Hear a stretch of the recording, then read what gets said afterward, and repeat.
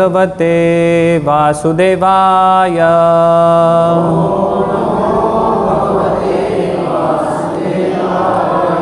ओम नमो भगवते वासुदेवाय।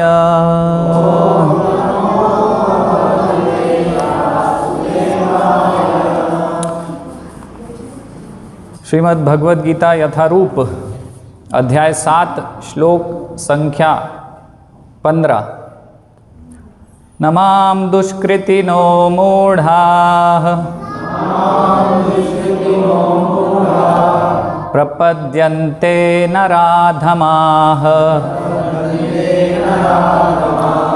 मायया अपहृत ज्ञाना आसुरं भावमाश्रिताः। नमां दुष्कृतिनो मूढ़ाः प्रपद्यन्ते नराधमाः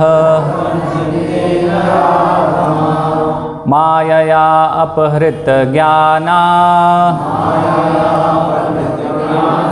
आसुरं भावमाश्रिताः। नमां दुष्कृतिनो मूढ़ाः प्रपद्यन्ते नराधमाः मायया अपहृत ज्ञाना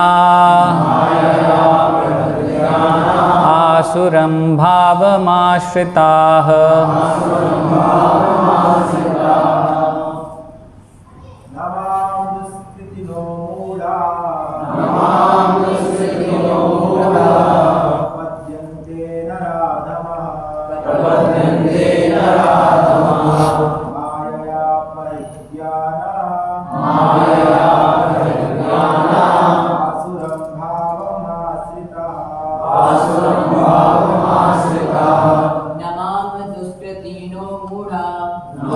दुष्कृतिनो मूढ़ाः प्रपद्यन्ते नराधमाः मायया अपहृत ज्ञाना आसुरं भावमाश्रिताः। नमां दुष्कृतिनो मूढ़ाः प्रपद्यन्ते नराधमाः मायया अपहृत ज्ञाना आसुरं भावमाश्रिताः। नमां दुष्कृतिनो मूढ़ाः प्रपद्यन्ते नराधमाः मायया अपहृत ज्ञाना आसुरं भावमाश्रिताः।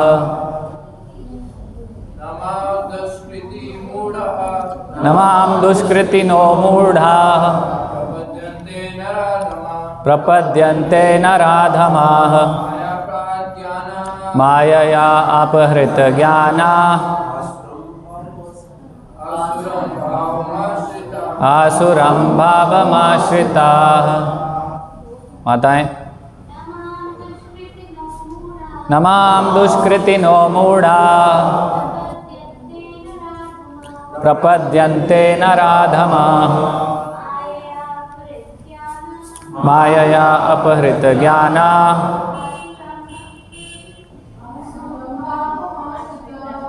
आसुरं भावमाश्रिताः।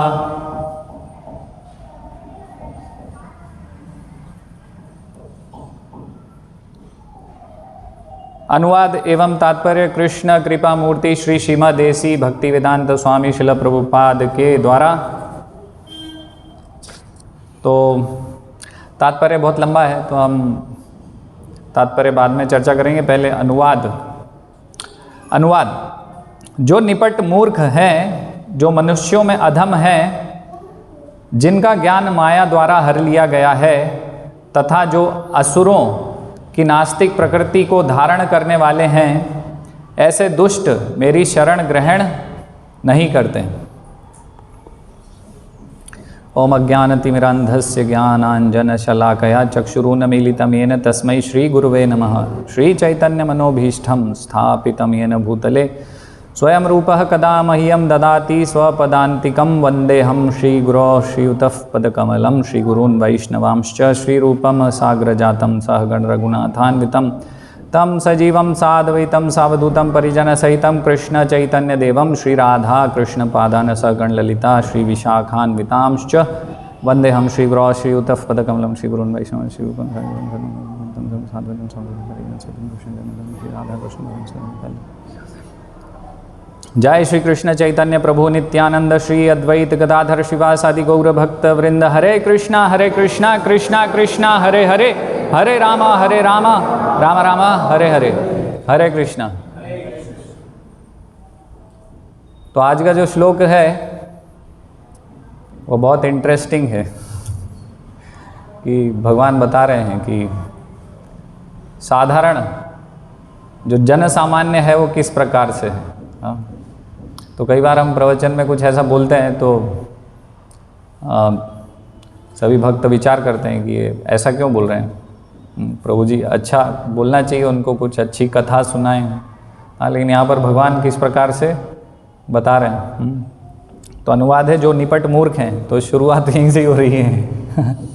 मूर्ख हैं जो मनुष्यों में अधम है, जिनका ज्ञान माया द्वारा हर लिया गया है, तथा जो असुरों की नास्तिक प्रकृति को धारण करने वाले हैं, ऐसे दुष्ट मेरी शरण ग्रहण नहीं करते। तो भगवान दुष्ट, मूर्ख, निपट मूर्ख, अधम है ना, माया द्वारा जिनका ज्ञान अपहरित कर लिया गया, इस प्रकार से भगवान यहाँ पर वर्णन कर रहे हैं कि कौन मेरी शरण ग्रहण नहीं करता इस प्रकार से। तो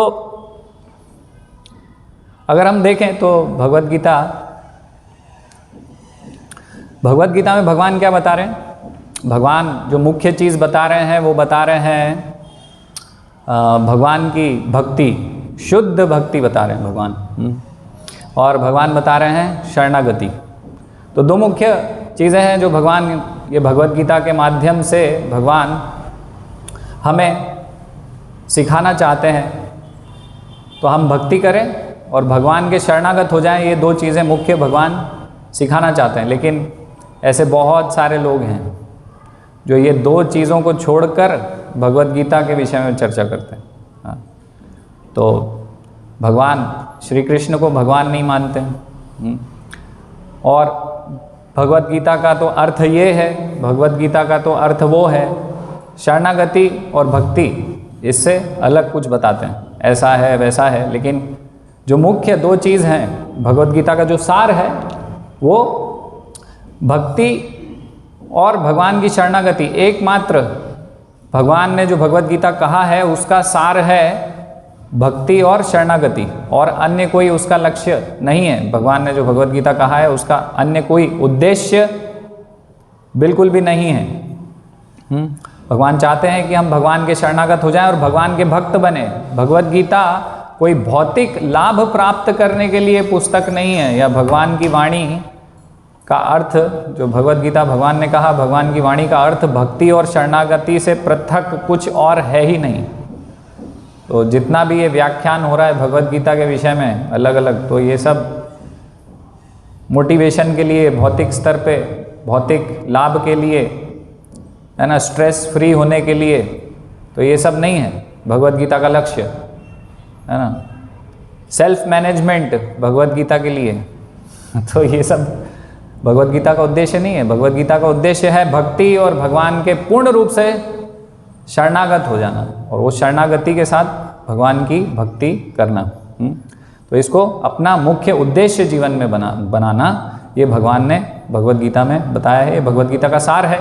जैसे भगवान बता रहे हैं सर्वधर्मान परित्यज्य माम एकम शरणम व्रज। तो माम एकम शरणम व्रज यानी कि मेरे अकेले कि आप शरण में आइए, है ना। केवल भगवान श्री कृष्ण की शरण में आने के लिए भगवान ने बताया माम एकम, है ना। तो ऐसा नहीं है कि किसी और की भी उपासना चल रही है साथ ही साथ, और साथ में ठीक है थोड़ा भगवान श्री कृष्ण की भी भक्ति कर लेंगे और अन्य देवी देवताओं की भी कर लेंगे, है ना, इस प्रकार से नहीं है। भगवान श्री कृष्ण पूर्ण शरणागति बता रहे हैं, केवल भगवान बोल रहे हैं कि केवल एक मेरी शरण ग्रहण करना है तुम्हें। इस प्रकार से भगवत गीता में भगवान संदेश दे रहे हैं। तो और बता रहे हैं अनन्य भक्ति, है ना, तो अनन्य भक्ति भगवान बता रहे हैं, महात्मानस्तु माम पार्थ दैवी प्रकृतिम आश्रिता भजन्त्य अनन्य मनसो ज्ञात्वा भूतादिम अव्ययम। तो अनन्य भक्ति भगवान यहाँ पर भगवद गीता में बता रहे हैं, बिल्कुल निरंतर अनवरत, बिना किसी रुकावट के, बिना किसी अन्य चीज़ों में अपने आप को लगाए हुए इस भौतिक जगत में भगवान बोल रहे हैं कि केवल अनन्य रूप से मेरी भक्ति करना। ये भगवान श्री कृष्ण बता रहे हैं और बता रहे हैं कि महात्मानस्तु माम पार्थ, ऐसे जो महात्मा हैं। तो महात्मा की यहाँ परिभाषा भी पता चल रही है, महात्मा कौन है। तो हमारी महात्मा की परिभाषा कुछ और हो सकती है, लेकिन भगवान बता रहे हैं वो है महात्मा जो कि माम पार्थ दैवीम प्रकृति आश्रिता, जो मेरी आध्यात्मिक प्रकृति में, मेरी शुद्ध भक्ति में लगा हुआ है, वो महात्मा है। और किस प्रकार से लगा हुआ है, भजन्ते अनन्य मनसो, मेरा अनन्य रूप से भजन कर रहा है, निरंतर अनवरत मेरा भजन कर रहा है। ज्ञात्वा भूतादिम अव्ययम, और इस प्रकार से जानता है कि श्री कृष्ण से ऊपर कोई नहीं है, सर्वोपरि श्री कृष्ण है। उस भाव को लेकर ये भक्ति कर रहा है, अनन्य भक्ति कर रहा है, तो वो वास्तविकता में महात्मा है। अनन्य भक्ति भगवान बता रहे हैं यहाँ पर। और उत्तमा भक्ति है ना, इसका एक और शब्द है उत्तमा भक्ति, शुद्ध भक्ति, अनन्य भक्ति, उत्तमा भक्ति। तो श्रील रूप गोस्वामी बता रहे हैं, अन्याभिलाषिता शून्यम ज्ञान कर्मादि अनावृतम अनुकूल्येन कृष्णानुशीलनम भक्तिर उत्तमा। तो ये जो उत्तम भक्ति है, ये क्या है, अन्य अभिलाषा। इस भौतिक जगत में किसी भी अन्य अभिलाषा को छोड़कर कोई एक भी अन्य अभिलाषा नहीं है ना, 0.001% भी नहीं। हाँ, तो उत्तमा भक्ति की परिभाषा इस प्रकार से बता रहे हैं कि कोई अभिलाषा नहीं है हमारी इस जगत में, और भक्ति करने का उद्देश्य भी कुछ और नहीं है ना, केवल भगवान की सेवा, भगवान को प्रसन्न करने की इच्छा से जो भक्ति हो रही है। और ज्ञान कर्म है ना, कर्म है ना, कर्म का मतलब हम इस प्रकार से समझेंगे कि जैसे हम विचार करते हैं कि ये कार्य करने से कुछ फल, कुछ लाभ हमें प्राप्त होगा, तो इस लाभ से रहित जो भक्ति है ना, इस लाभ की भावना से कहीं ना कहीं हमारा अंदर हेतु रहता है कि मेरी समस्याएं हैं इस भौतिक जगत की, वो समस्याएं मेरी हल हो जाएं, इसके लिए भक्ति कर रहे हैं। तो वास्तविकता में अनन्य भक्ति, उत्तमा भक्ति, शुद्ध भक्ति नहीं है। तो ये जो काम मतलब इच्छा है कि ये मुझे प्राप्त हो, इससे रहित है शुद्ध भक्ति, उत्तमा भक्ति, अन्य अभिलाषा से रहित है। ज्ञान है ना, ज्ञान मार्ग से हम ब्रह्म में जैसे लीन होना चाहते हैं, तो इन सब चीज़ों से रहित है शुद्ध भक्ति, उत्तमा भक्ति। तो ये वास्तविक भक्ति भगवान भगवद गीता में बताते हैं। और केवल इसका हेतु है भगवान को कैसे प्रसन्न करें, भगवान की सेवा में अनन्य भाव से कैसे लगें, और बिना किसी अन्य आश्रय के पूर्ण रूप से भगवान पर आश्रित रहना। इसको बोलेंगे उत्तमा भक्ति। यहाँ पर रूप गोस्वामी इसमें इस श्लोक में ये बता रहे हैं। और इसको केवल या भक्ति, जैसे केवला भक्ति, केवल भक्ति भी इसको शास्त्र में बताया गया है। जैसे श्रीमद् भागवतम में बता रहे हैं, केचित केवल्या भक्त्या वासुदेव परायण अघम धुन्वंती कार्त्स्नेन निहारमिव भास्करः। तो इस प्रकार से केवल भक्ति बताया इसको, है ना, केचित केवल्या भक्त्या, केवल एक, वासुदेव परायण मतलब कि केवल भगवान श्री कृष्ण की भक्ति, केचित केवल्या भक्त्या। तो केवल श्री कृष्ण की उपासना करना, श्री कृष्ण के आश्रित रहना, है ना, किसी और के आश्रित नहीं रहना, है ना, साथ ही साथ और अन्य किसी के, इस प्रकार से बताया है। तो ये केवल्या भक्तियाँ इस प्रकार से श्रीमद् भागवत में बताया है।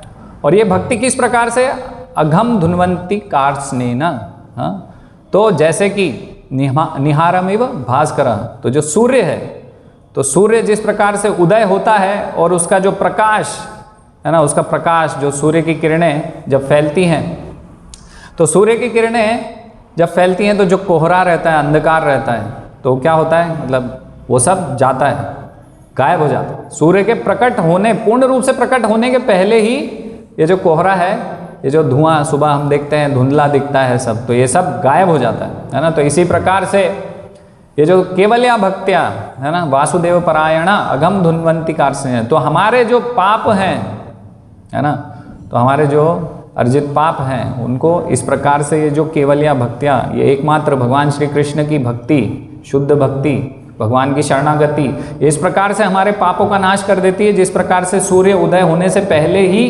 कोहरे को नाश कर देता है। तो ये इसका अन्य कोई भी विधि करेंगे हम, तो जो ये जो मूल जड़ है ना, जो हमारी पाप करने की वृत्ति है, उस वृत्ति पे अन्य चीज़ें, श्रीमद् भागवतम में ऐसा वर्णन है कि अन्य कुछ भी हम करेंगे तो वो ज़्यादा लाभकारी नहीं होगा, क्योंकि ये जो हमारी पाप वृत्ति है उसको रोक नहीं पाएगा कुछ और विधि।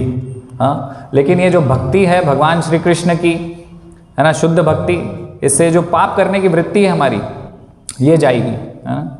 अघम धुन्वंती कार्ष्णेन निहारमेव भास्करः। तो इस प्रकार से यहाँ पर श्रीमद् भागवतम में भी ये केवल भक्ति, इसका वर्णन है।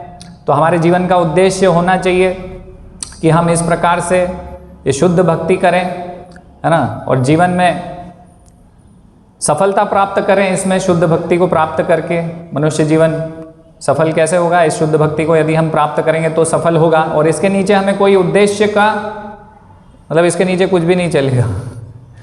हाँ, एकमात्र यही हमारे जीवन का उद्देश्य होना चाहिए, जैसे शास्त्रों में वर्णित है। गुरु शिष्य परंपरा के अनुसार, हमारे गुरुओं के आदेश के अनुसार हमें करना पड़ेगा, प्रामाणिक गुरु शिष्य परंपरा में करना पड़ेगी ये भक्ति।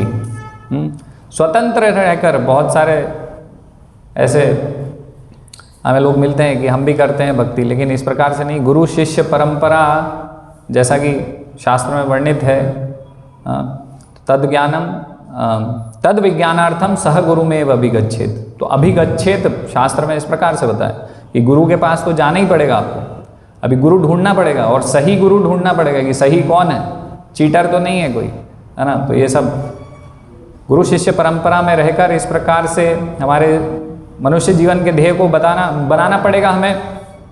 और थोड़ा समय लगता है, ऐसा नहीं है कि तुरंत ही हम भक्ति में आए, पूरे शुद्ध हो गए और तुरंत हम देख रहे हैं ओ हाँ मैं तो भक्त बन गया हूँ, हाँ मेरे अंदर भी वो सब भाव उत्पन्न हो रहे हैं। तो अगर बहुत जल्दी हम इस प्रकार से विचार करेंगे तो पहली बात तो हम वास्तविकता को समझेंगे नहीं, सहजिया हो जाएंगे, है ना। सहज रूप में भक्ति को ले लेंगे कि अरे मैं तो बहुत भक्ति कर रहा हूँ, या फिर ऐसा होगा कि हम समय लगेगा इसमें। दूसरा ऐसा है कि दूसरा परिप्रेक्ष्य इसका इस प्रकार से है कि हम थोड़ा निराश हो सकते हैं कि मैं तो इतना प्रयास कर रही हूँ, लेकिन अभी तो कुछ समझ में नहीं आ रहा है। तो इसमें थोड़ा समय लगेगा। हमारे जीवन को लक्ष्य बनाकर इस प्रामाणिक गुरु शिष्य परंपरा में जो भी विधि विधान, जो भी नियमावली, जो नियम है ना, नीति नियम है, उनको पालन करना होगा, थोड़ा समय देना होगा। और थोड़े समय की बात है और हमें सफलता अवश्य प्राप्त होगी। निराश भी नहीं होना चाहिए और बहुत जल्दी अपने आप को ऐसा भी नहीं समझना चाहिए कि हम तो बहुत भक्ति करने लग गए हैं। तो थोड़ा समय देना चाहिए अपने आप को। तो भगवान यहाँ पर शुद्ध भक्ति बता रहे हैं, सब बता रहे हैं। शास्त्र में इतना वर्णित है, शुद्ध भक्ति, केवल्या भक्ति, उत्तमा भक्ति, है ना। तो प्रश्न ये उठता है कि हम सबको बता रहे हैं और प्रचार भी कर रहे हैं, और ये सब शास्त्र तो बहुत सारे लोगों के पास होते हैं, भगवत गीता, लेकिन ऐसा क्यों हो रहा है कि फिर भी लोग भगवान की शरण में नहीं आ रहे हैं, है ना। हम देखते हैं प्रचार करते हैं तो बहुत कठिन है प्रचार करना लोगों को, है ना। हमारे पसीने छूट जाते हैं किसी एक को भक्ति में लाने में। हम देखते हैं लोग हमें देख के ही बिल्कुल विपरीत दिशा में दौड़ने लगते हैं। अरे कहाँ से दिख गए भाई, ये इस्कॉन वाले फिर से भगवत गीता लो, भगवत गीता पढ़ी कि नहीं, मैंने दी थी तो, मंदिर क्यों नहीं आ रहे, जब करते हो कि नहीं, और उल्टी दिशा में भागने लग जाते हैं लोग। अरे भैया माफ़ करो हमें, अरे ट्रेन में जाते हैं हम तो हाथ जोड़ने लगते हैं, भैया कितनी बार मना किया है आप लोगों को, आप हमेशा आ जाते हो भगवत गीता लेके। तो इस प्रकार से भगवान की शरण में क्यों नहीं जा रहे हैं लोग, है ना। तो ये प्रश्न है कि भगवान श्री कृष्ण की भक्ति करने से, जैसे हम देख रहे हैं, तो पिछले श्लोक में ही भगवान बता रहे थे ना, तो भगवान श्री कृष्ण की भक्ति करने से हम निरंतर सुख की प्राप्ति कर सकते हैं, शाश्वत जीवन को प्राप्त कर सकते हैं, कष्टों को मिटा सकते हैं, हमारे जीवन के जितने कष्ट हैं वो चले जाएंगे, शाश्वत जीवन मिल जाएगा, निरंतर सुख की प्राप्ति होती है, आनंद की प्राप्ति होती है, प्रक्रिया ही पूरी आनंदमय है। हम देख रहे हैं, हम भगवान का धाम प्राप्त कर सकते हैं, भगवान के सानिध्य में जा सकते हैं, मृत्यु पर विजय प्राप्त कर सकते हैं, है ना। ये सारे साइंटिस्ट क्या विचार कर रहे हैं मालूम है, इनकी दौड़ किस तरफ है कि मृत्यु पे विजय प्राप्त करें, और वही फॉर्मूला भगवत गीता में दिया है कि मृत्यु पे विजय कैसे प्राप्त करोगे। लेकिन ये जो लोग हैं ये भगवान की शरण ग्रहण नहीं करना चाहते, भगवान का आश्रय ग्रहण नहीं करना चाहते हैं। बहुत सरल पद्धति है ना, लेकिन फिर भी तो भगवान जैसे बता रहे हैं, दैवी हियेषा गुणमयी मम माया दुरत्याया मामेव ये प्रपद्यन्ते माया मेताम तरन्ति थे, है ना। हमने पिछले श्लोक में चर्चा किया कि ये जो 3 गुण की प्रकृति, गुणमयी प्रकृति है, रजोगुण सत्वगुण तमोगुण की प्रकृति है, बहुत कष्टकारी है, दुरत्यया बहुत भीषण भयंकर है ये, है ना। सबके ऊपर ये बहुत ताप दे रही है, हाँ, बहुत कष्ट दे रही है सबको। ये जो मम माया दुरत्यया, दुर्दांत है ये माया मेरी, बहुत खराब है। सब स्ट्रगल कर रहे हैं इस भौतिक जगत में, स्ट्रगल फॉर एग्जिस्टेंस, जैसे तैसे टिके रहें, बने रहें, सब प्रयास कर रहे हैं इस दुनिया में, है ना। तो मम माया दुरत्य है, और भगवान बोल रहे हैं कि इतनी खतरनाक जन्म मृत्यु जरा व्याधि वाली मेरी ये भौतिक प्रकृति है, हाँ, मम माया दुरत्य है। और भगवान फिर बता रहे हैं कि भाई माया में ताम तरंती थे, भगवान बोल रहे हैं कि मेरी शरण ले लो और ये माया से छूट जाओ, छुटकारा पालो। लेकिन फिर भी लोग नहीं मान रहे हैं, भगवान का आश्रय नहीं ले रहे हैं। क्यों? अब यहाँ बता रहे हैं कि भगवान बता रहे हैं कि किस प्रकार के लोग मेरा आश्रय नहीं ग्रहण करते हैं। तो भगवान बता रहे हैं जो निपट मूर्ख हैं तो हम देखते हैं ना, अभी हम नहीं बोल रहे हैं, भगवान बोल रहे हैं यहाँ पर, है ना। तो भगवान बोल रहे हैं जो निपट मूर्ख हैं, जो मनुष्यों में अधम है, जिनका ज्ञान माया द्वारा हर लिया गया है, तथा जो असुरों की नास्तिक प्रकृति को धारण करने वाले हैं, ऐसे दुष्ट मेरी शरण ग्रहण नहीं करते हैं। तो 4 प्रकार के लोग हैं ये, है ना। 4 प्रकार के लोगों में से पहला कौन है? जो निपट मूर्ख है ना।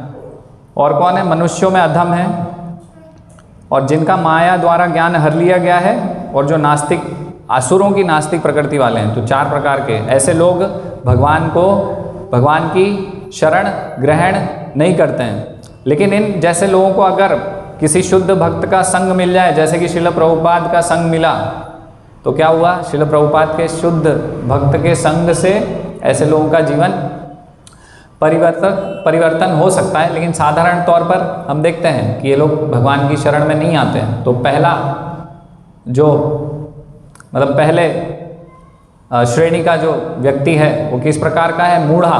भगवान बता रहे मूढ़ यानी जो निपट मूर्ख है ना। तो श्रील प्रभुपाद अपने तात्पर्य में यहाँ पर बता रहे हैं कि वो किस प्रकार से हैं? गधे की तरह है। अब मूढ़ा यानी गधा। गधे को हम किस लिए जानते हैं? कि बहुत समझदार है गधा, है ना। उसको भगवत गीता का पाठ कराएंगे तो सब श्लोक याद कर लेगा। इस प्रकार से गधे को जानते हैं नहीं, गधे को हम जानते हैं कि वो निपट मूर्ख है, वो नहीं समझेगा कुछ भी करो। हाँ, उसको क्या है?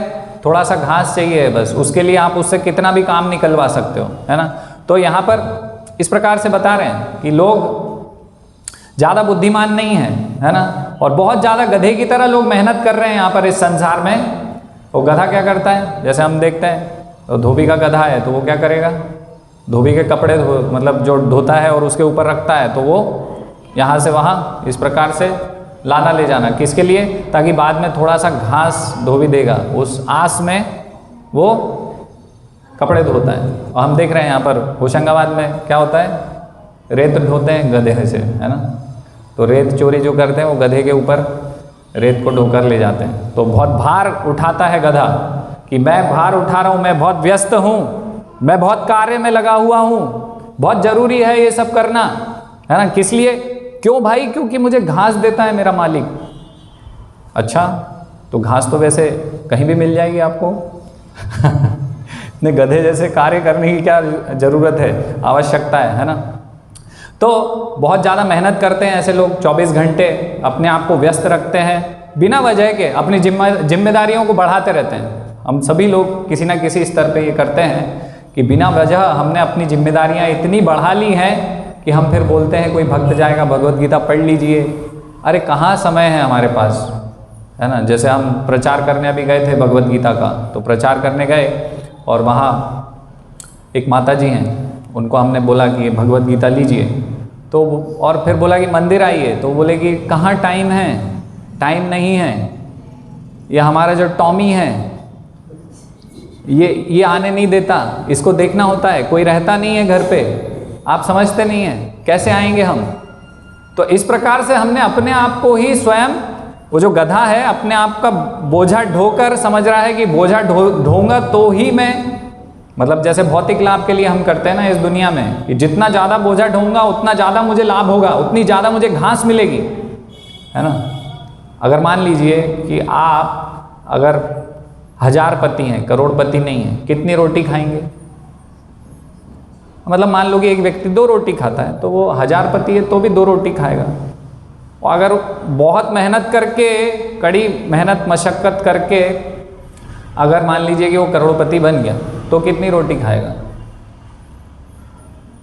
कितनी खा सकता है। अगर उसकी कैपेसिटी 2 की है तो 2 ही तो खाएगा लेकिन फिर भी हमको ज़्यादा चाहिए, ज़्यादा चाहिए और चाहिए। इस प्रकार से हम इस भौतिक जगत में बिना वजह के अपने ऊपर जिम्मेदारियां बढ़ाते रहते हैं और बोलते हैं कि हमारे पास समय नहीं है, जिम्मेदारियां बहुत हैं, है ना, आवश्यकताएं नहीं हैं उन जिम्मेदारियों को रखने की, लेकिन हम स्वयं अपनी जिम्मेदारियां, अपनी आवश्यकताएं बढ़ाते जा रहे हैं, अपने आप को उलझाते जा रहे हैं। और दोष किसको देंगे?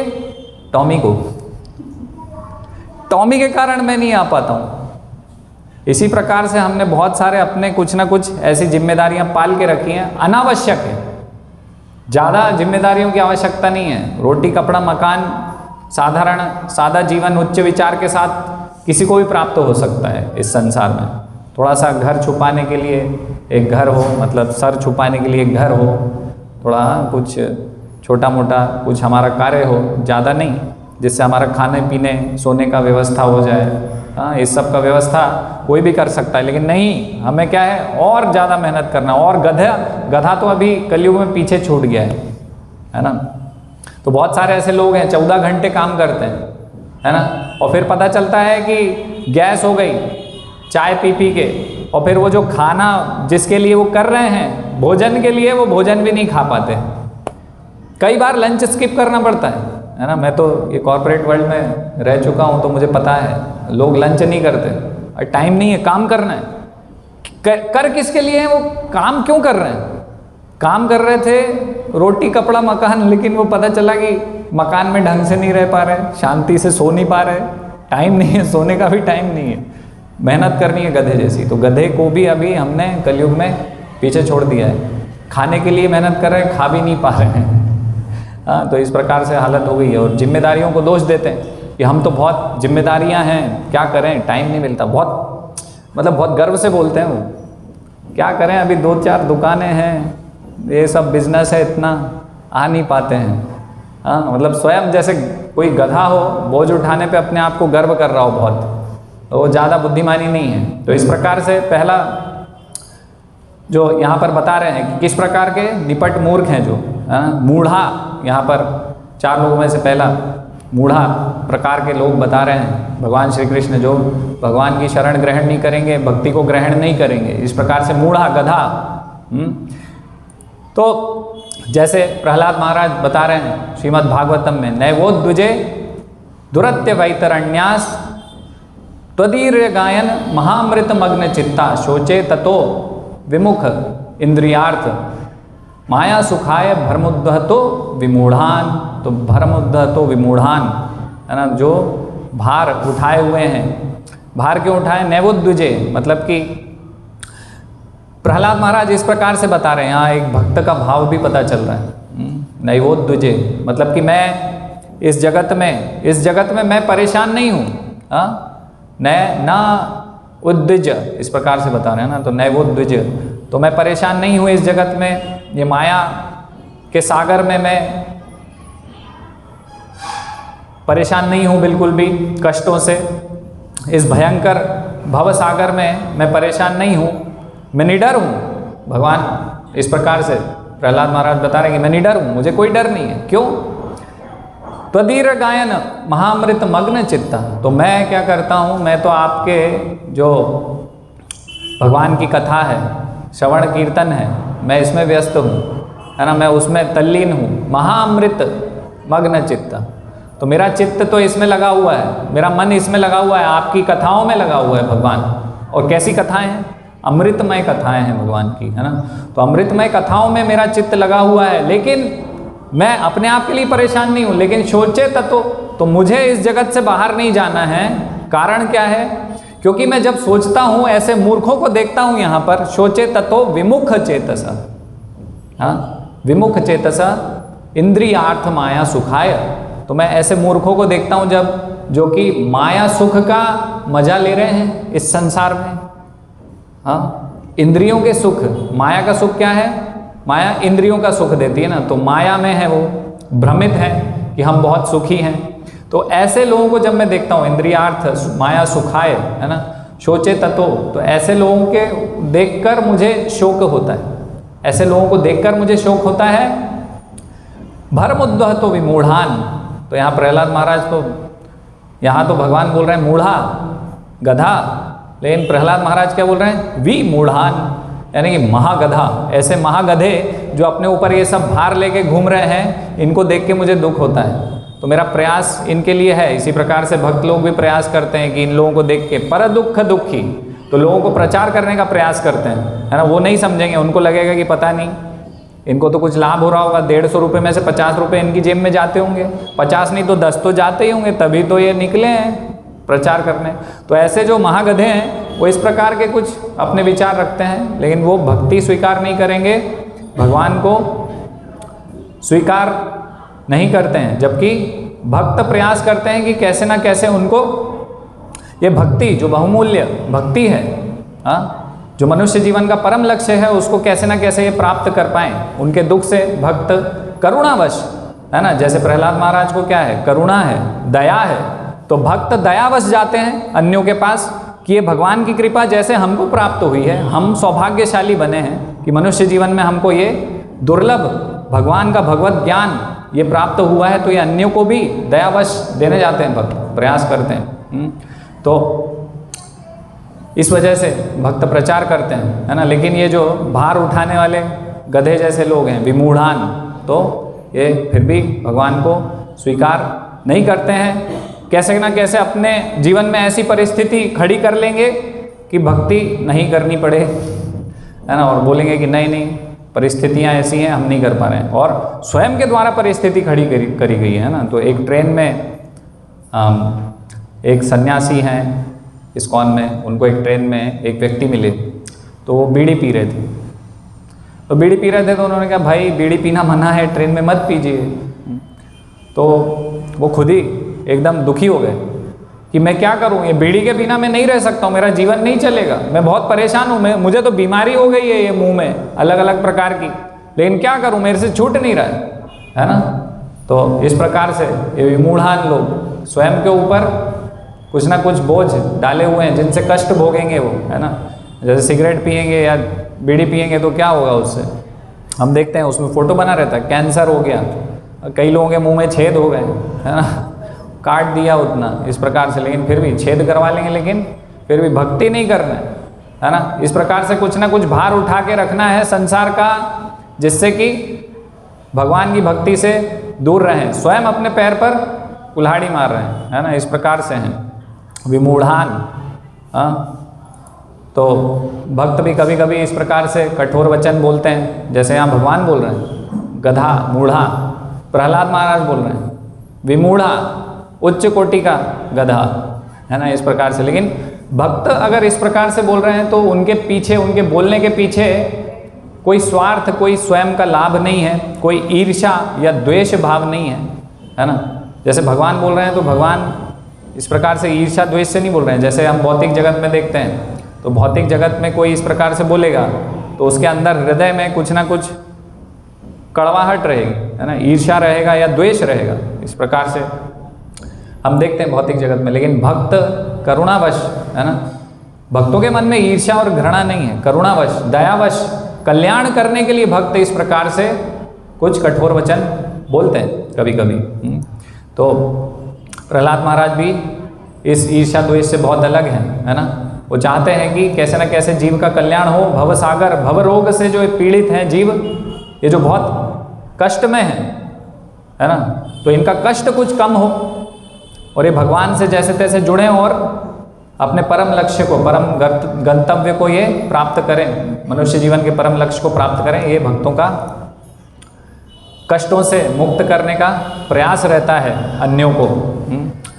लेकिन फिर भी हम देखते हैं कि ऐसे लोगों का कष्ट, जो मूढ़ा है उनका कष्ट तो ये है कि भाई हमको भगवत कथा सुननी होगी। हाँ, उनको कष्ट उल्टा है कि भाई हमारे लिए तो बहुत कष्टकारी है, हम नहीं बैठ सकते हैं 2 घंटे भगवान की कथा सुनने, भगवान की सेवा में नहीं जा सकते हैं, है ना। हमें अमृत नहीं लगता है, ये हमें तो बहुत कष्टप्रद लगता है, इसका श्रवण हम नहीं कर सकते हैं। इस प्रकार से ये लोग विचार करते हैं, है ना। तो श्रीमद् भागवतम में बताया है कि परीक्षित महाराज बता रहे हैं कि किस प्रकार के लोग ये भगवान का जो ये अमृतमय कथा है इसका श्रवण नहीं करेंगे। तो बताया, निवृत्त तरशै रूपगीयमानाद भवोषधा श्रोत्र मनोभिरामात का उत्तम श्लोक गुणानुवादात पुमान विरज्येत विना पशुघ्नात। तो किस प्रकार के लोग ये भगवान की अमृतमय कथा सुनने में रुचि नहीं रखते हैं, तो बता रहे हैं पशुघ्नात। 2 प्रकार से इसका वर्णन हुआ है पशुघ्नात का। जो पशुओं की हत्या करता है, जैसे कसाई, उसको इंटरेस्ट नहीं होगा। क्यों? क्योंकि उसका हृदय कठोर हो गया। पशुओं की हत्या कर करके उसका हृदय कठोर हो गया है, तो भगवान की कथा सुनने में उसको रुचि नहीं आएगी। वो धर्म में एक जो दया है, धर्म के 4 स्तंभ में दया चली गई है उसके हृदय में, उसका हृदय कठोर हो गया है, तो वो नहीं समझ पाएगा। तो जो ये कथा भगवान की सुन नहीं पा रहे हैं, जिनको रुचि नहीं है इसमें, वो किस प्रकार से बता रहे हैं? कसाई जैसे हैं, उनका हृदय कठोर हो गया है, उनको इंटरेस्ट नहीं होगा। हाँ। और एक और इसका अर्थ है पशुघ्नात, मतलब स्वयं की आत्मा की हत्या करने वाला। इस प्रकार से अपना ही हित नहीं जानता, जो स्वयं का हित अहित नहीं जानता, है ना। अगेन फिर से वही मूढ़ा। तो ऐसा व्यक्ति जो स्वयं का हित और अहित नहीं जानता, मूर्ख है, वो भगवान की ये जो अमृतमय कथा है उसको समझने में रुचि नहीं रखेगा, है ना। और बता रहे फिर कौन रुचि रखेगा? निवृत्त तरशेर, है ना, जो निवृत्त है ना, इस जगत में जो भौतिक लाभ, भौतिक भोग में जिसकी रुचि नहीं है, वो इस भगवान की कथा को सुनेगा। अन्यत्र शास्त्र में इस प्रकार से बताया, जैसे कि गृहमय एक होता है गृहस्थ, है ना, जो भगवान जिसके जीवन में केंद्र में है, और एक होता है गृहमेधी। तो साधारण भाषा में तो सभी बोलते हैं कि हम तो गृहस्थ हैं, लेकिन गृहस्थ वो है जिसका जीवन में केंद्र, जिनके जीवन का लक्ष्य भगवान है, उसको गृहस्थ बोलते हैं शास्त्र में। बाकी को गृहमेधी बोलते हैं। तो गृहमेधी की परिभाषा है निंद्रिया ह्रियते वक्तम व्यायेन च वयः, यानी कि निद्रिय। तो निद्रा में जो सोने में अपना रात का समय व्यर्थ करता है, सोने में या फिर संभोग करने में, तो ऐसा व्यक्ति, इसको रुचि नहीं होगी भगवान की कथा में। और दिवा चार्थे हय राजन कुटुंब भरणे नवा। तो दिन का समय ये लोग काय में व्यतीत करते हैं? कुटुंब के भरण पोषण में, रात का समय निद्रा और संभोग में। तो इस प्रकार के जो पशु तुल्य जीवन जी रहे हैं, जिनके जीवन में धर्म नहीं है, तो ऐसे लोगों को भगवान की कथा में रुचि नहीं होगी। और उसके विपरीत नरोत्तम दास ठाकुर किस प्रकार से बता रहे हैं अपने वैष्णव गीत में? उन्होंने लिखा है, मनुष्य जन्म पाइया राधा कृष्ण ना भजिया, जानिया सुनिया विष खाइनु। तो क्या बता रहे हैं? अगर मनुष्य जीवन मिला है और राधा कृष्ण ना भजिया, राधा कृष्ण का भजन नहीं किया, तो जानबूझकर क्या कर रहा हूं मैं? अपना जो मूल्यवान मनुष्य जीवन है उसको व्यर्थ कर रहा हूँ, विष खा रहा हूँ मैं, जानबूझकर विष खा रहा हूँ, जीवन अपना व्यर्थ गंवा रहा हूँ अगर मैं राधा कृष्ण को नहीं भज रहा हूँ तो। इस प्रकार से। और विफली सेविनु कृपण दुर्जन, और क्या कर रहा हूँ? जैसे हम चर्चा कर रहे हैं कि गधा क्या कर रहा है? अपने मालिक की सेवा में लगा हुआ ना एकदम, पूरा अपना जीवन दिया हुआ है उसको, किसके लिए? थोड़े से भौतिक लाभ, घास के लिए। इसी प्रकार से विफली सेविनु, और अपना जीवन क्या कर रहा हूँ मैं, विफल कर रहा हूँ। किसकी सेवा करके, कृपण और दुर्जन की। हम देखते हैं कहीं भी हम कार्यस्थल पे जाएंगे, कुछ भी काम करेंगे तो किन की सेवा करते हैं, कृपण दुर्जन लोगों की सेवा करते हैं। वो कोई भगवान के महान भक्त नहीं होते हैं, है ना। तो इस प्रकार से कृपण और दुर्जनों की सेवा करके मैं क्या कर रहा हूँ, विफल कर रहा हूँ अपना जीवन।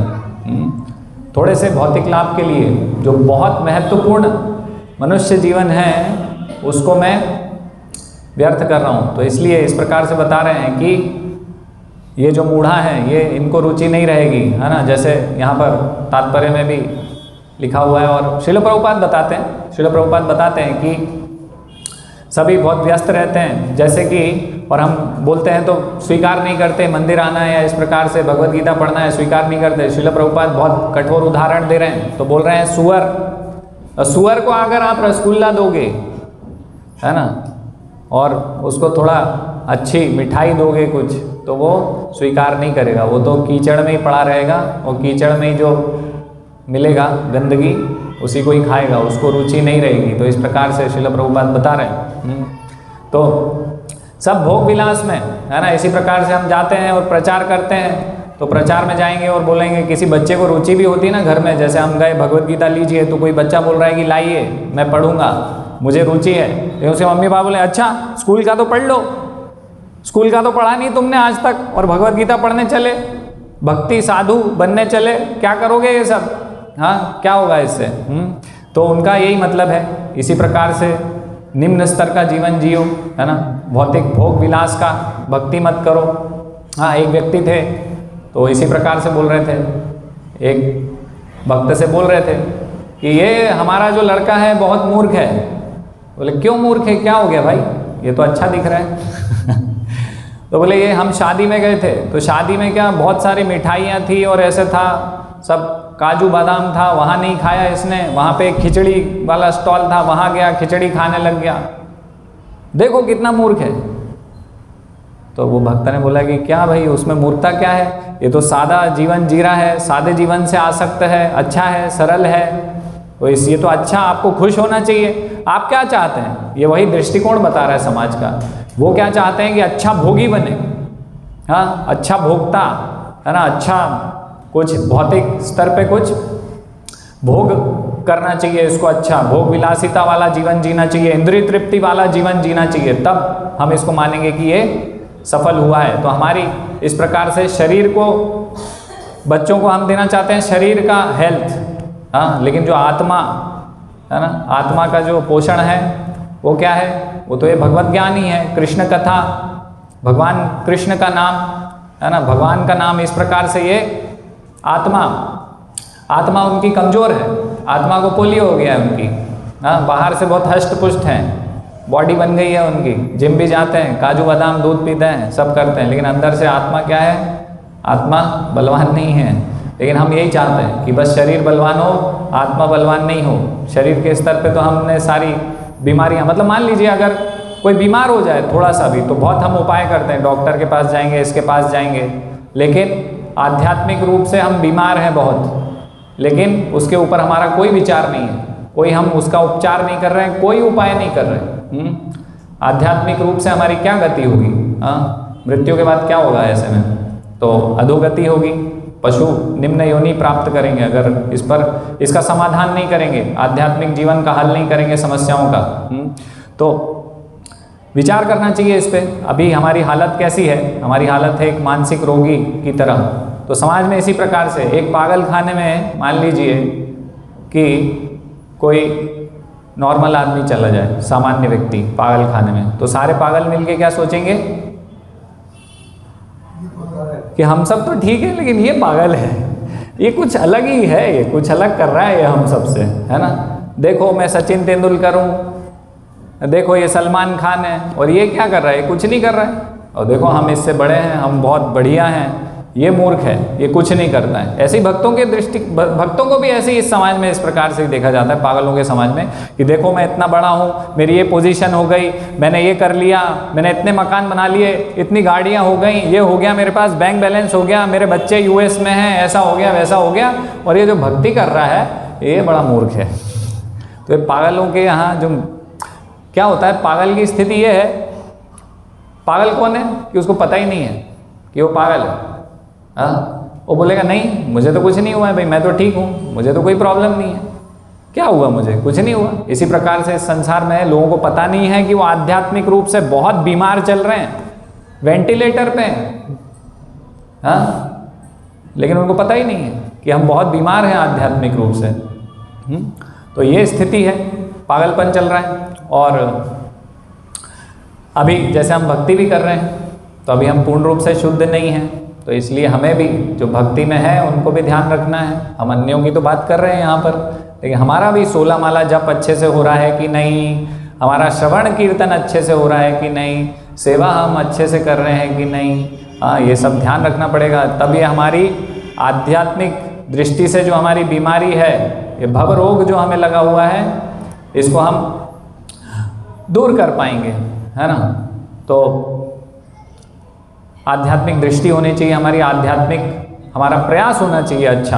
हाँ, तो लेकिन हम देखते हैं जैसे हम प्रचार करने जाते हैं तो लोग काय में लगे हुए मोबाइल में। कल हम ट्रेन में गए थे, हाँ, तो ट्रेन में गए थे तो ट्रेन में प्रचार कर रहे थे भगवत गीता, तो सब मोबाइल में लगे। हमने भगवत गीता बीच में रखी नहीं, मोबाइल। हाँ, ऐसे। और घर में जाते हैं तो टीवी चलती रहती है, बोले हम टीवी पे यही तो देख रहे हैं, आप तो पुस्तक लेके, हम तो सब देख लिया, हमें तो सब पता ही है। और कुछ नहीं, मतलब कुछ जीवन में कोई भक्ति नहीं है, कुछ नहीं है, भगवान के प्रति कोई समर्पण नहीं है। लेकिन तो ऐसे लोग भक्ति से आकर्षित नहीं हो रहे, है ना, तो कृष्ण कथा से आकर्षित नहीं होते हैं, रुचि नहीं लेते हैं। और श्रीमद् भागवतम में इस प्रकार से बता रहे हैं, तद वायसम तीर्थम, तो इस प्रकार से वायसम तीर्थम, तो ऐसे लोग जो हैं ये टीवी मोबाइल, है ना, तो इस प्रकार बता रहे हैं कि कौवे का तीर्थ क्या है।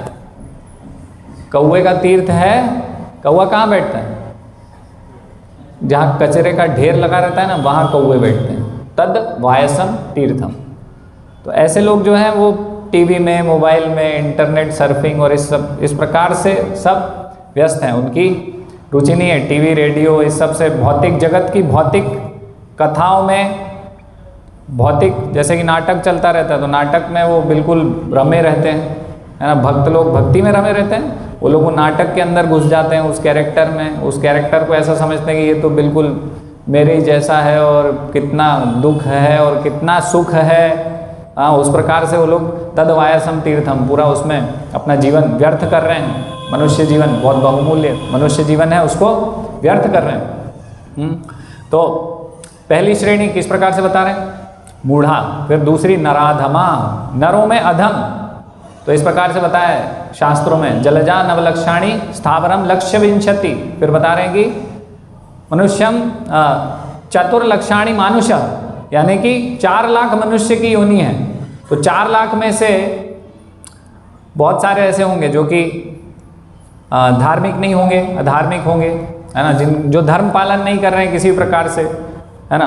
तो सामाजिक राजनीतिक नियम तो पालन करते हैं लेकिन धार्मिक नियम पालन नहीं कर रहे हैं, तो इस प्रकार से बता रहे हैं ना, सामान्य में तद पशु भी समाना। तो इस प्रकार से शास्त्र में बता रहे हैं कि पशु के समान है ये भी, क्योंकि धर्म पालन नहीं है इनके जीवन में। धर्म की असली परिभाषा ये लोग जानते नहीं कि धर्म क्या है। तो 4 लाख योनियों में ऐसी बहुत सारी असंस्कृत अधार्मिक योनियां हैं, जिसमें यहाँ पर बता रहे नर अधमा, नरों में अधम है, मनुष्य योनि में अधम है, तो उनको अश्रद्धा है, विश्वास नहीं है धर्म के प्रति। तो मनुष्य की तरह नहीं, वो पशु की तरह अपना जीवन व्यतीत कर रहे हैं। मनुष्य में सबसे नीचे माना जाएगा उनको, है ना। उनके पास हम सोच सकते हैं कि बहुत प्रसिद्धि है, बहुत बड़ी गाड़ी है, बहुत बड़ा बंगला है, बहुत पैसे वाले हैं, नाम वाले हैं, लेकिन यहाँ पर क्योंकि वो धर्म पालन नहीं कर रहे हैं, इसलिए भगवान उनको बोल रहे हैं नराधमा, नरों में अधम है, गिरे हुए हैं, नीच है। इस प्रकार से बता रहे हैं भगवान, है ना। हमारे दृष्टिकोण से, भौतिक दृष्टिकोण से जगत अलग है, भगवान के दृष्टिकोण से जगत अलग है। तो नराधमा बहुत पैसे वाले हो सकते हैं, सब हो सकता है, लेकिन उनके अंदर धार्मिकता नहीं है। हाँ, इस प्रकार से नराधमा। और फिर बता रहे हैं तीसरा, माया या अपहृत ज्ञाना। फिर तीसरे ऐसे हैं जिनका माया द्वारा ज्ञान अपहृत कर लिए गए। तो हमें बहुत बहुत बड़े बड़े ज्ञानी मिलेंगे, कवि मिलेंगे, पुस्तकों के लेखक मिलेंगे, बहुत सेमिनार देने जाते हैं अलग अलग जगह, बहुत बड़े बड़े लोग होते हैं, बहुत नाम होता है, लेकिन भगवान क्या बता रहे हैं यहाँ पर? दार्शनिक होते हैं। माया अपहृत ज्ञान है, भगवान बोल रहे हैं कि ये क्या है, इनका वास्तविक ज्ञान माया द्वारा हर लिया गया है। वास्तविकता में ये क्या है, इनका ज्ञान है ही नहीं उनके पास, अज्ञान है। जो भी ज्ञान हम समझ रहे हैं बहुत प्रसिद्ध हो सकते हैं, लेकिन शास्त्रों के आधार पर नहीं बोलते, मन घड़न तो कुछ भी करते रहते हैं, है ना। बहुत बड़े बड़े कवि होंगे, विद्वान होंगे, पीएचडी डिग्री होगी विश्वविद्यालयों की उनके पास, जैसे हम देखते हैं टीवियों में बहुत डिबेट में बुलाते हैं ऐसे लोगों को, लेकिन भगवान उनको बोल रहे हैं माया अपहृत ज्ञाना, इनका ज्ञान, वास्तविक ज्ञान माया द्वारा हर लिया गया है। जैसे कि हम देखते हैं कि कोई जेब कतरा है, तो जेब कतरा क्या करता है? अभी हम जैसे कि कई बार हमारा अनुभव होता है, ऐसे मेरा भी अनुभव है कि जैसे हम एक बार ट्रेन में चढ़ रहे थे, तो ट्रेन में चढ़े, तो जब हम चढ़ रहे थे, जब हमारे जेब में पर्स था, जैसे ही चढ़ गए और हाथ लगाया पर्स नहीं था, तो जेब कतरा क्या करता है? पता भी नहीं चलता और वो उसने हमारा जेब से पर्स गायब कर दिया। इसी प्रकार से ऐसे जो बहुत बड़े बड़े कवि, दार्शनिक, राजनीतिज्ञ, बहुत फेमस लोग हैं जिनको कि बहुत बुद्धिमान माना गया है समाज में, इनको पता भी नहीं है कि माया द्वारा इनका ज्ञान अपहृत कर लिया गया, क्योंकि भगवान नहीं है उनके जीवन में, है ना। भगवान को छोड़कर उनकी सारी रुचि है, प्लानिंग है, जो भी कर रहे हैं वो कार्य भगवान को छोड़कर कर रहे हैं। और फिर बता रहे हैं चौथा कौन है? आसुरम भावमाश्रिता। तो जो आसुरी वृत्ति वाला है, आसुरी वृत्ति वाला है तो साफ नास्तिक ही है ना। तो बहुत सारे ऐसे लोग होते हैं जो कि बोलेंगे हम तो मानते ही नहीं भगवान में, कौन भगवान, क्या भगवान, कौन कृष्ण, क्या बात कर रहे हो आप, हाँ, तो नास्तिक हैं ये।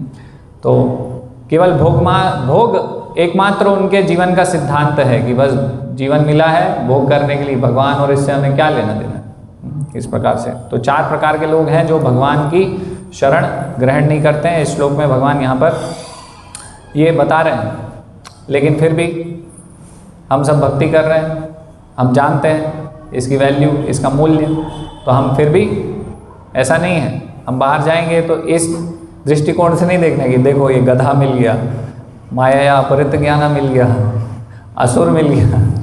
फिर भी भक्तों को ऐसे प्रयास करना है कि सबको प्रचार करें, यहाँ पर बुलाएं, बताएं भक्ति के विषय में, तो हमें तो प्रयास करते रहना है ना। दया भाव रखनी है, जैसे प्रहलाद महाराज दया भाव रख रहे हैं ना, हमने चर्चा किया था।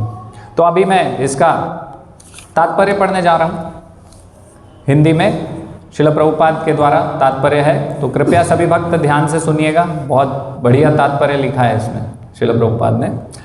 तात्पर्य, भगवत गीता में यह कहा गया है कि श्री भगवान के चरण कमलों की शरण ग्रहण करने से मनुष्य प्रकृति के कठोर नियमों को लांघ सकता है। यहाँ पर यह प्रश्न उठता है कि तो फिर विद्वान, दार्शनिक, वैज्ञानिक, व्यापारी, शासक तथा जनता के नेता सर्वशक्तिमान भगवान श्री कृष्ण के चरण कमलों की शरण क्यों नहीं ग्रहण करते हैं, है ना। जब भगवान बता रहे हैं कि मेरी शरण ग्रहण कर लो और प्रकृति के कठोर नियमों को लांघ जाओ, लेकिन फिर भी ये इतने बड़े बड़े लोग भगवान की शरण ग्रहण नहीं करते। बड़े बड़े जन नेता विभिन्न विधियों से विभिन्न योजनाएं बनाकर अत्यंत धैर्यपूर्वक जन्म जन्मांतर तक प्रकृति के नियमों से मुक्ति की खोज करते हैं। बहुत हमारा 10 ईयर का प्लान, 20 ईयर का प्लान, मास्टर प्लान, ये प्लान वो प्लान, ताकि कष्टों से, प्रकृति के कष्टों से मुक्त हो जाएं। ये सब खोज चल रही है कैसे कष्टों से मुक्त हो जाए ना। किंतु यदि वही मुक्ति भगवान के चरण कमलों की शरण ग्रहण करने मात्र से संभव हो, तो ये बुद्धिमान तथा श्रमशील मनुष्य इस सरल विधि को क्यों नहीं अपनाते।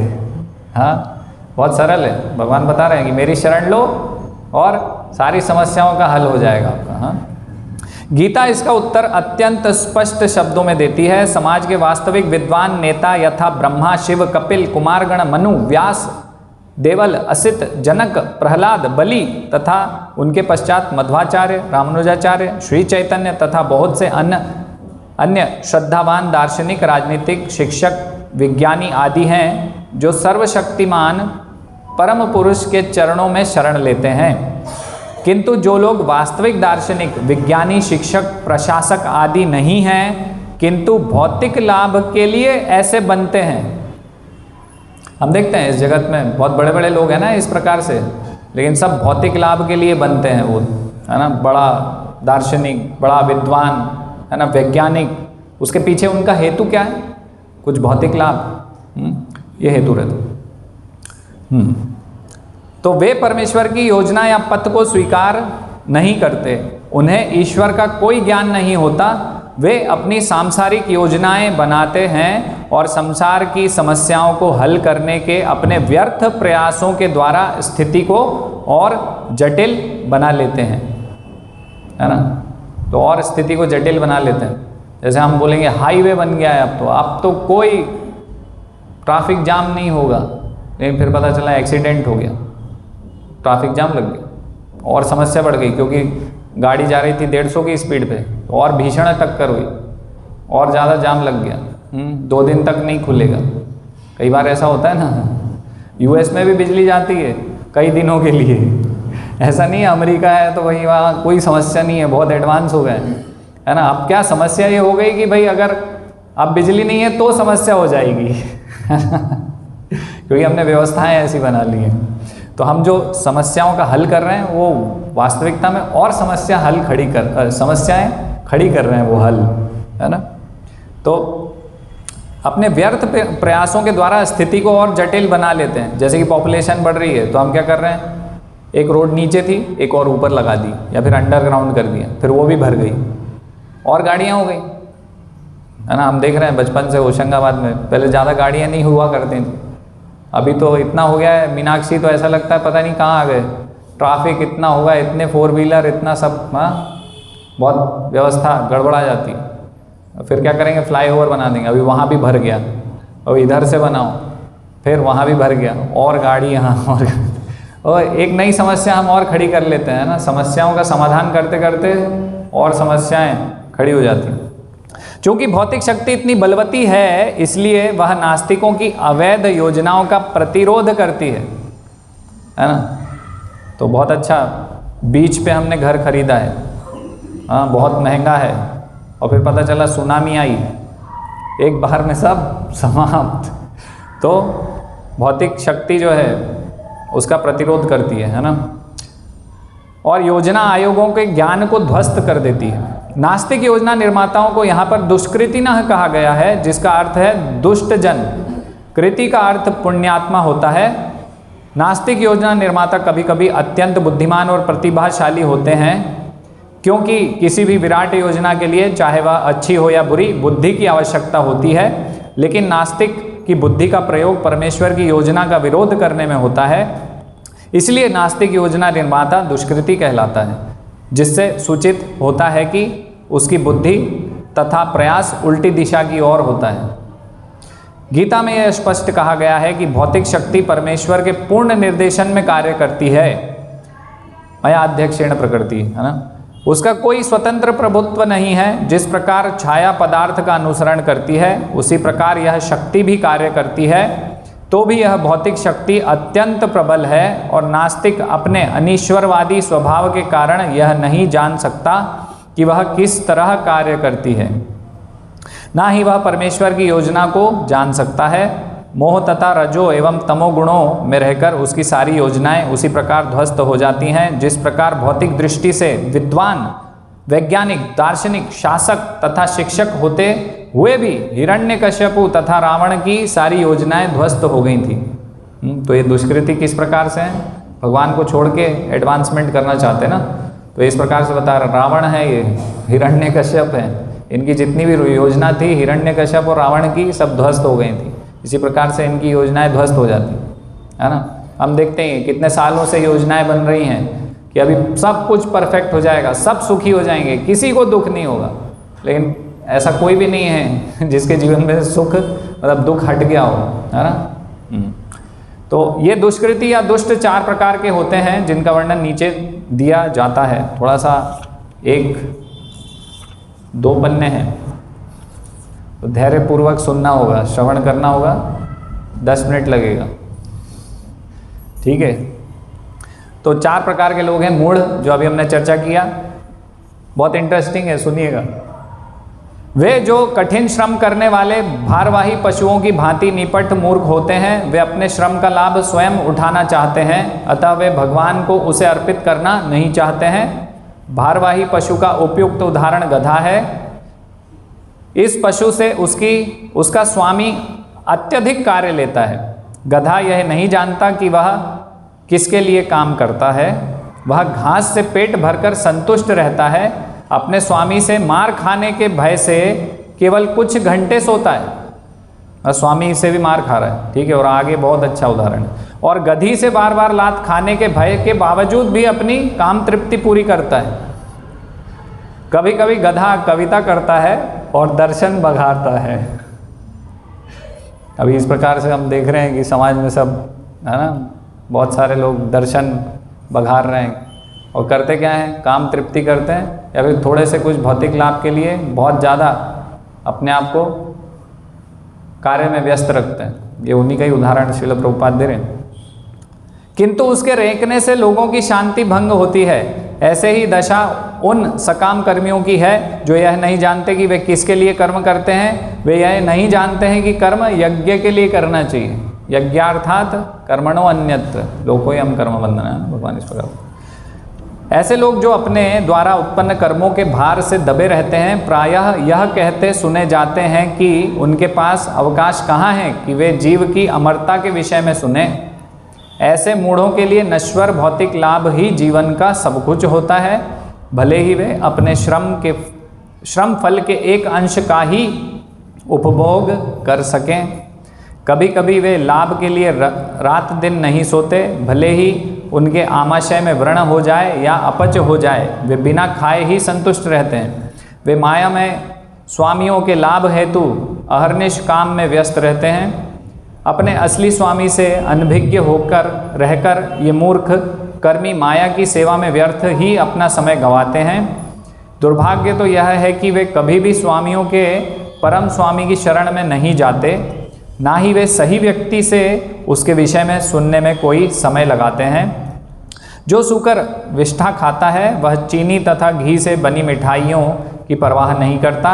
उसी प्रकार मूर्ख कर्मी इस नश्वर जगत की इंद्रियों को सुख देने वाले समाचारों को निरंतर सुनता रहता है, किंतु संसार को गतिशील बनाने वाली शाश्वत जीवित शक्ति प्राण के विषय में सुनने में तनिक भी समय नहीं लगाता। दूसरे प्रकार का दुष्कृति नराधम अर्थात अधम व्यक्ति कहलाता है। नर का अर्थ है मनुष्य और अधम का अर्थ है सबसे नीचे। 84 लाख जीव योनियों में से 4 लाख मानव योनियां हैं। इनमें से अनेक निम्न मानव योनियां हैं, जिनमें से अधिकांश असंस्कृत हैं। सभ्य मानव योनियां वे हैं जिनके पास सामाजिक, राजनीतिक तथा धार्मिक नियम है। जो मनुष्य सामाजिक तथा राजनीतिक दृष्टि से उन्नत है, किंतु जिनका कोई धर्म नहीं होता, वे नराधम माने जाते हैं। धर्म ईश्वर विहीन नहीं होता, क्योंकि धर्म का प्रयोजन परम सत्य को तथा उसके साथ मनुष्य के संबंध को जानना है। गीता में भगवान स्पष्टतः कहते हैं कि उनसे परे कोई भी नहीं है और वे ही परम सत्य हैं। मनुष्य जीवन का सुसंस्कृत रूप सर्वशक्तिमान परम सत्य श्री भगवान कृष्ण के साथ मनुष्य की विस्मृत भावना को जागृत करने के लिए मिला है। जो इस सुअवसर को हाथ से जाने देता है वही नराधम है। शास्त्रों से पता चलता है कि जब बालक माँ के गर्भ में अत्यंत असहाय रहता है तो वह अपने उद्धार के लिए प्रार्थना करता है और वचन देता है कि गर्भ से बाहर आते ही वह केवल भगवान की पूजा करेगा। संकट के समय ईश्वर का स्मरण प्रत्येक जीव का स्वभाव है, क्योंकि वह ईश्वर के साथ सदा से संबंधित रहता है।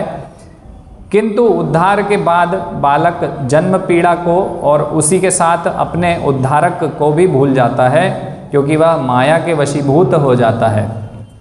यह तो बालकों के अभिभावकों का कर्तव्य है कि वे उनमें सुप्त दिव्य भावनामृत को जागृत करें। वर्णाश्रम पद्धति में मनुस्मृति के अनुसार ईश भावनामृत को जागृत करने के उद्देश्य से 10 शुद्ध संस्कारों का विधान है, जो धर्म का पथ प्रदर्शन करते हैं। किंतु अब विश्व के किसी भाग में किसी भी विधि का दृढ़तापूर्वक पालन नहीं होता और फलस्वरूप 99.9% जनसंख्या नराधम है। जब सारी जनसंख्या नराधम हो जाती है तो स्वाभाविक है कि उसकी सारी तथाकथित शिक्षा भौतिक प्रकृति की सर्व समर्थ शक्ति द्वारा व्यर्थ कर दी जाती है। गीता के अनुसार विद्वान पुरुष वही है जो एक ब्राह्मण, कुत्ता, गाय, हाथी तथा चांडाल को समान दृष्टि से देखता है। असली भक्त की भी ऐसी ही दृष्टि होती है। गुरु रूप ईश्वर के अवतार श्री नित्यानंद प्रभु ने 2 भाइयों जगाई तथा मधाई नामक विशिष्ट नराधमों का उद्धार किया और यह दिखला दिया कि किस प्रकार शुद्ध भक्त नराधमों पर दया करता है। अतः जो नराधम भगवान द्वारा बहिष्कृत किया जाता है वह केवल भक्त की अनुकंपा से पुनः अपना आध्यात्मिक भावनामृत प्राप्त कर सकता है। श्री चैतन्य महाप्रभु ने भागवत धर्म का प्रवर्तन करते हुए संस्तुति की है कि लोग विनीत भाव से भगवान के संदेश को सुने। इस संदेश का सार भगवत गीता है। विनीत भाव से श्रवण करने मात्र से अधम मनुष्यों का उद्धार हो सकता है, किंतु दुर्भाग्यवश वे इस संदेश को सुनना तक नहीं चाहते। परमेश्वर की इच्छा के प्रति समर्पण करना तो दूर रहा, ये नराधम मनुष्य के प्रधान कर्तव्य की डटकर उपेक्षा करते हैं।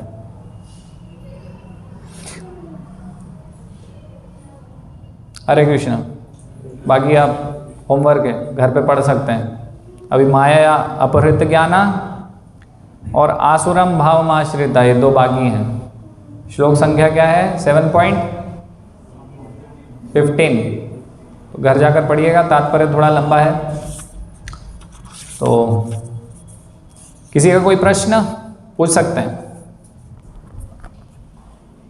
प्रभु ये 16 माला एक ही बैठक में होना चाहिए क्या? इनको किस्तों में नहीं करना? जैसे प्रातः कुछ कर ली, कुछ दोपहर में, कुछ शाम को, रात में कर पूरी 16 माला करके नित्य कर्म और सांसारिक कर्म पे लगना चाहिए, क्या बताना? तो प्रश्न पूछ रहे हैं कि 16 माला एक बार में कर लेनी चाहिए कि हम किश्तों में कर सकते हैं, EMI में?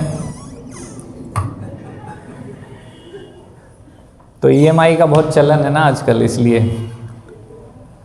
तो 16 माला जो करनी है वो देखिए, हमारा समय भी, जैसे हमने पिछली कुछ कक्षाओं में चर्चा किया है ना, त्रिभिर गुणमयीर भावेरे भी सर्वमिदम जगत मोहितम ना भी जानाति मामेव परम अव्ययम। तो 3 गुणों से बनी हुई ये भौतिक प्रकृति है। Everything around us is going with in this 3 modes of nature. मतलब कि जो भी कुछ चल रहा है संसार में सब 3 गुण में चल रहा है। तो समय भी चलता है 3 गुण में, चर्चा किया था ना हमने, आप थे कक्षा में। सतोगुण, रजोगुण और तमोगुण। तो सुबह का जो समय है वो है सतोगुण का समय, आपका ध्यान बहुत अच्छे से लगेगा। और सुबह हम कौन सा कार्य करते हैं? जो सबसे महत्वपूर्ण कार्य रहता है ना हमारे जीवन में, जैसे स्टूडेंट्स हैं तो पढ़ना है, तो पढ़ाई सुबह करते हैं फ्रेश माइंड से, एकदम शांत रहता है मन, एकाग्र चित्त हो सकते हैं आराम से, क्योंकि सतोगुण का समय है ना। तो अगर आप 16 माला सुबह ही कर सकते हैं तो बहुत अच्छी बात है, सुबह ही कर लीजिए। तो हमें देखना पड़ेगा कि कैसी दिनचर्या है। ऐसा नहीं है कि सब लोग 16 माला सुबह ही करें, सबके लिए निर्देश नहीं हो सकता। जैसे यहाँ पर मंदिर में है तो मंदिर में भक्त बहुत सारी सेवाओं में रहते हैं, तो 16 माला होगी कैसे सुबह सुबह, है ना? थोड़ा समय लग जाता है उनको, है ना। तो अगर लेकिन आप यहाँ मंगल आरती में नहीं आ रहे हैं, उस प्रकार से सेवा में नहीं हैं, देखिए आप घर पे क्या आपकी व्यस्तता है, कितना ज़्यादा से ज़्यादा समय दे सकते हैं। क्या आप सुबह 4 बजे उठ सकते हैं? तो कर लीजिए 2.5 घंटे में, 2-2.5 घंटे में 16 माला सुबह 4 से 6 में, 6:30 तक, उस प्रकार से उसको कर सकते हैं। और अगर नहीं हो पा रहा है तो ऐसा नहीं है नियम कि 16 माला सुबह ही हुई तो हुई, नहीं तो नहीं कर सकते। एक दिन में 16 माला का है नियम, करिए फिर आप। लेकिन प्रयास ये होना चाहिए सुबह ज़्यादा से ज़्यादा हो जाए, क्योंकि ध्यानपूर्वक तो वही होगी, बाकी तो फिर आप बस ऐसे ही निपटाएंगे उसको बस, है ना। तो इसलिए, और वो फिर अब हमारा जप का अर्थ होता है कि बहुत ध्यानपूर्वक बोलना भगवान का नाम और बहुत ध्यानपूर्वक सुनना। और ये जो सुनने बोलने की साइकिल है स्वयं हम कर रहे हैं, स्वयं के शुद्धिकरण के लिए। तो भगवान का नाम जब ध्यान से बोलेंगे, ध्यानपूर्वक सुनेंगे, तो उसका ज़्यादा अच्छा असर होगा, है ना। तो तो जैसे श्रील प्रभुपाद बताते ना कि डॉक्टर्स प्रेस्क्रिप्शन क्या है, डॉक्टर ने क्या लिखा है, सुबह दोपहर शाम, तो उस प्रकार से वैसे अच्छे से उसी पद्धति से लेना होगा, स्वयं के मन से नहीं या अपने मित्र के मन से नहीं, जो डॉक्टर ने लिखा है। तो इसी प्रकार से ऐसा जप का अर्थ हमें पता है ना, हमारे आचार्य बता रहे हैं। कृष्ण भावनामृत में पहला कदम में भी आपने पढ़ा होगा ना। तो इस प्रकार से जप करना है ध्यानपूर्वक। तो ध्यानपूर्वक तो सुबह ही होता है, तो ज़्यादा से ज़्यादा जब सुबह हो जाएंगे, उसका आपको जो आपका शुद्धिकरण होगा, जो आध्यात्मिक प्रगति होगी, वो ज़्यादा अच्छे से होगी। और ऐसा भी नहीं है कि भाई सबके लिए है कि सुबह ही सुबह कर लो, है ना। माताओं का जैसे अलग थोड़ा दिनचर्या है, बच्चों को स्कूल भेजना है, कुछ करना है, प्रसाद बनाना है, बहुत सारी, तो उसके अनुरूप अपना देखेंगी। लेकिन जल्दी से जल्दी हो जाए, ऐसा नहीं कि भाई माला को आखिरी में रात के लिए रखा है, जब कुछ नहीं करना है तब माला करेंगे।